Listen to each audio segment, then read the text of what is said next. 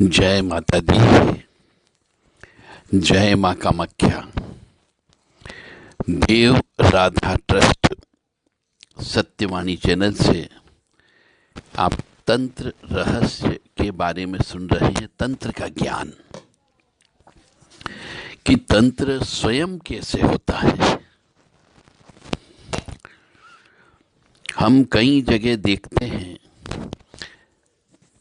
कि किसी घर परिवार के किसी सदस्य की मृत्यु होने के बाद में उसके परिवार के अन्य सदस्य परेशान रहने लगते हैं, कष्ट में आ जाते हैं, तरह तरह की बीमारियां लग जाती है, धीरे धीरे पैसा बर्बाद हो जाता है और उनके रहने खाने पीने के लिए भी बड़ी मुश्किल से पैसे की जुगाड़ हो पाती है। तो ऐसे बहुत से मनुष्य हैं जिनके यहाँ पर पिताजी के मरने के बाद में घर परिवार बर्बाद हो गया, किसी की माँ मरने के बाद में घर परिवार बर्बाद हो गया, धन से, दौलत से, मान सम्मान से, इज्जत से, सामाजिक तौर से भी, आर्थिक तौर से भी, हर तरीके से परिवार बर्बाद हो गया।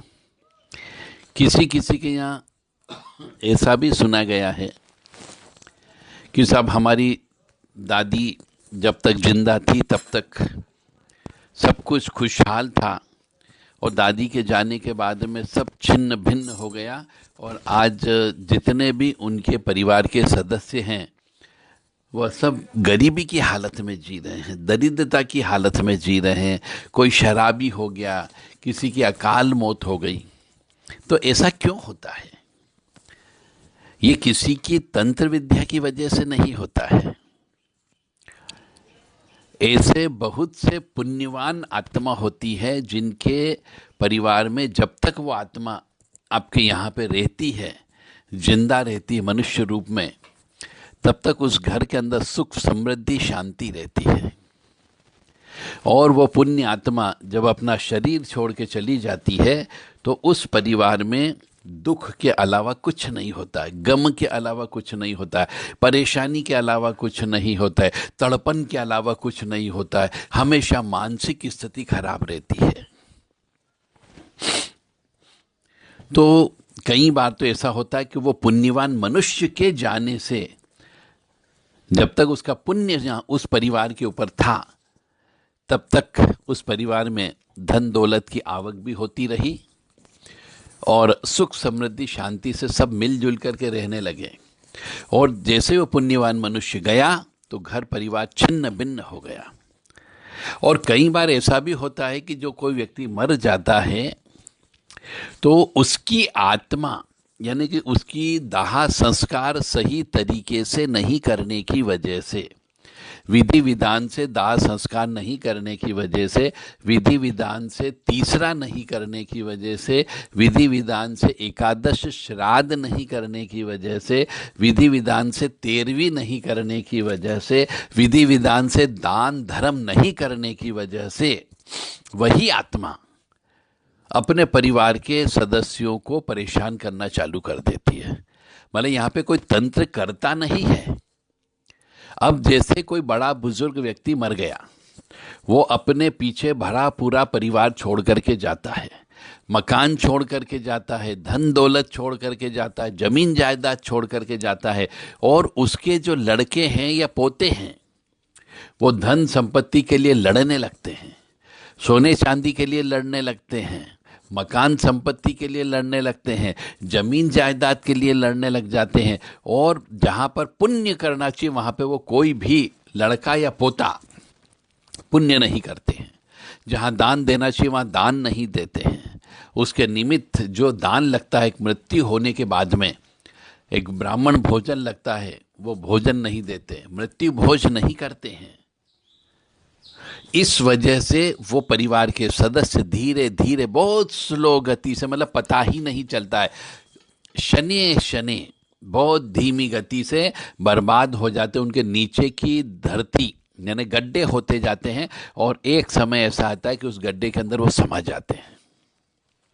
क्योंकि उन मनुष्यों के द्वारा वो जो व्यक्ति गया, वो जो व्यक्ति मर गया, उसने अपनी मेहनत की कमाई करके वह आप लोगों को देकर के गया है, और उस पैसे से आपने उसके निमित्त उतना पैसा भी दान धर्म के रूप में खर्च नहीं किया जिसकी उसको आवश्यकता थी। हमारे यहाँ गरुड़ पुराण में लिखा हुआ है कि किसी व्यक्ति के मरने के बाद में तीसरा करना चाहिए, गरुड़ पुराण का पाठ करना चाहिए, और फिर उसके बाद में एकादश श्राद्ध करना चाहिए, 13वीं करना चाहिए, ब्राह्मण भोजन कराना चाहिए, कुछ गांव वाले व्यक्तियों को बुलाना चाहिए, नाते रिश्तेदार को भोजन कराना चाहिए, क्योंकि वह मनुष्य पूरी जिंदगी भर जब से पैदा हुआ है तब से मृत्यु तक अलग अलग जगह घूमा फिरा, अलग अलग जगह रहा। जो ऐसा व्यक्ति जब जिंदगी भर घूमता रहता है, कभी किसी शादी ब्याह में गया, किसी की एंगेजमेंट में गया, किसी के यहाँ खुशियाँ बांटने गया, किसी के यहाँ गम बांटने गया, तो वो अलग अलग यार दोस्तों के यहाँ पे, अलग अलग रिश्तेदारों के यहाँ पे भोजन करता है। यानी पूरी जिंदगी भर अलग अलग जगह अलग अलग व्यक्तियों के यहाँ का नमक खाता है, और उस नमक की कीमत अदा करने के लिए मरने के बाद में उन सब व्यक्तियों को, उन सब रिश्तेदारों को, उन सब जान पहचान वालों को बुला करके भोजन कराया जाता है कि हमारे इस व्यक्ति ने पूरी जिंदगी भर भोजन किया था अलग अलग जगह जा करके, तो उसका ऋण उसके ऊपर न रहे। इसीलिए मृत्यु के बाद में एकादश श्राद्ध या फिर 13वीं को भोजन कराया जाता है, ताकि उसका ऋण चुकता हो जाए। क्योंकि वो जो पैसा कमा करके बेटों को छोड़ के गया, बेटे की जिम्मेदारी है कि उस पैसे से वो भोजन उन समाज के व्यक्तियों को कराए, जहाँ जहाँ उसने भोजन किया था उन व्यक्तियों को कराए, उनके यार दोस्तों को बुला करके भोजन कराए, ताकि उसका ऋण चुकता हो सके। अन्यथा वह ऋण लेकर के मर जाता है, जब उसके ऊपर ऋण चढ़ा हुआ रहता है और बेटे उस पैसे का भोग करने लग जाते हैं और ऋण नहीं चुकाते हैं, तो वही प्रेत आत्मा पितृ बन करके बच्चों को परेशान करने लगती है। यानी कि धीरे धीरे पढ़े लिखे होने के बावजूद भी सर्विस नहीं लगती, पढ़े लिखे होने के बावजूद भी विवाह नहीं होता, सरकारी सर्विस लगने के बावजूद भी विवाह पैदा नहीं होता, यदि विवाह हो गया तो बच्चे पैदा नहीं होने देते, और यदि बच्चे पैदा हो गए तो विकलांग बच्चे पैदा हो जाते हैं। यह सब पितरों का खेल चलता है, और मनुष्य सोचता है कि हमारे दादाजी, हमारे बाप, हमारे प्रॉपर्टी संपत्ति जमीन जायदाद छोड़ करके गए, उस पर हमारा हक बनता है। तो तुम्हारा हक ये भी बनता था कि जिंदगी भर उसने जिस जिस जगह भोजन किया उन व्यक्तियों को बुला करके भोजन कराना चाहिए। यदि नहीं कराओगे तो पितृ तो परेशान करेंगे। इसी को पितृदोष कहते हैं कि आपके वंश का नाश हो जाता है।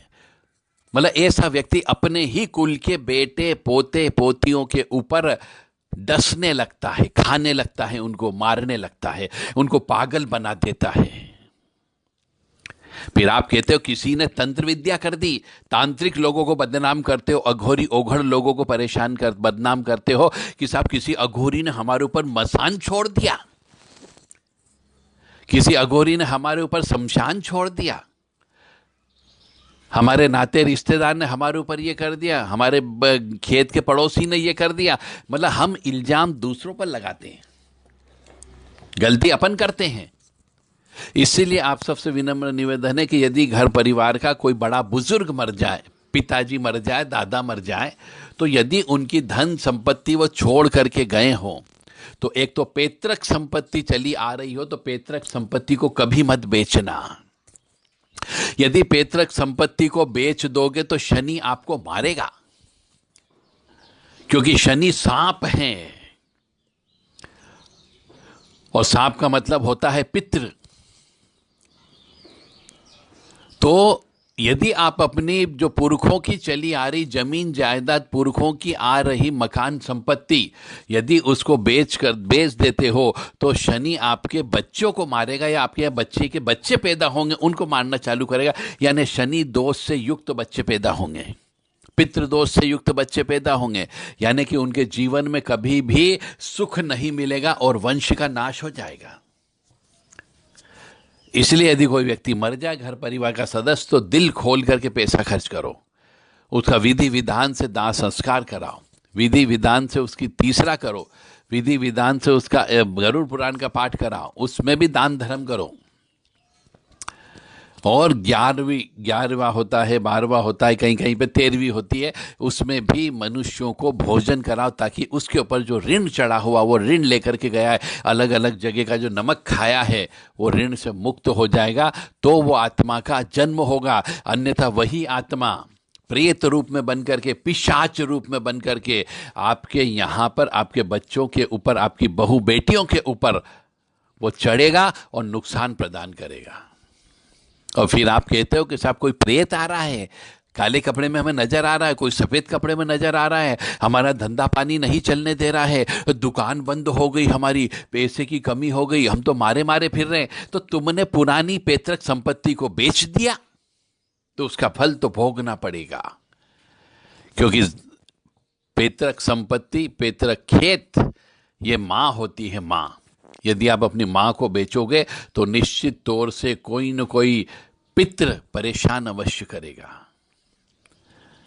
इसीलिए यदि कोई व्यक्ति मर जाता है तो उसके पुण्य से जब तक आप खाते हो खाते रहे, और यदि आपने उसकी आत्मा की मुक्ति के लिए विधि विधान से पूजन अर्चन नहीं कही, जो हिंदू सनातन धर्म में जरूरी होता है, तो वह परेशान करेगा मुखिया को, कमर दर्द भी देगा, उसके पैरों में दर्द भी देगा, पेट में दर्द भी देगा, सिर में दर्द भी देगा, और कई बार तो ऐसा होता है कि लाइलाज बीमारियां लग जाती है और व्यक्ति को मौत भी नहीं आने देते। पैसा बीमारियों में फालतू खर्च करवाएगा और फालतू दुश्मनी पैदा कर देगा।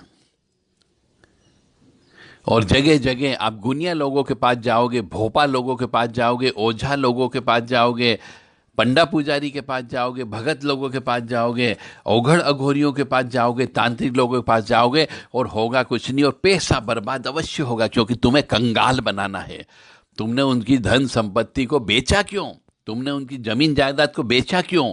तो वो, यदि आपने बेच करके पैसा आ गया है आपके पास में, तो वह पैसा बर्बाद अवश्य होगा, और ऐसा बर्बाद होगा कि आपको पता भी नहीं चलेगा।